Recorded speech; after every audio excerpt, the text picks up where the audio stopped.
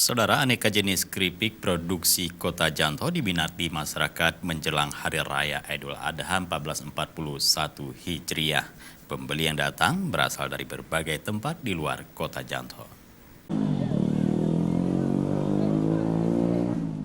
Sebagai salah satu pilihan menambah koleksi sajian makanan di Hari Raya, keripik hasil produksi industri rumah tangga Kota Janto ini sangat diminati pembeli.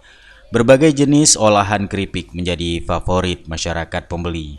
Bahkan ada pembeli yang datang dari luar Kota Janto khusus untuk membeli keripik yang memiliki cita rasa khas dan alami.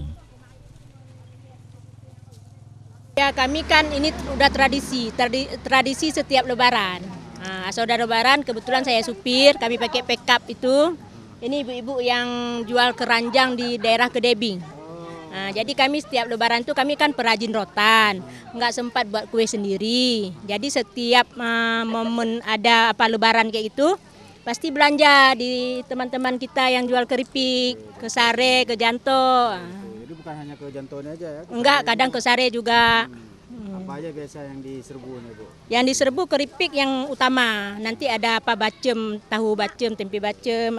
Tempe di sini kan tempe yang kadang-kadang belum matang kan, bisa kita simpan 1-2 hari gitu. Di pasar ini pembeli disajikan berbagai pilihan olahan keripik, di antaranya keripik ubi, keripik pisang, kue bawang, tempe dan tahu bacem, kacang-kacangan dan banyak pilihan cemilan lain. Tentunya dengan harga jauh lebih murah dari sajian di Pasar Swalayan. Dari Aceh Besar, Tim Liputan Aceh TV melaporkan.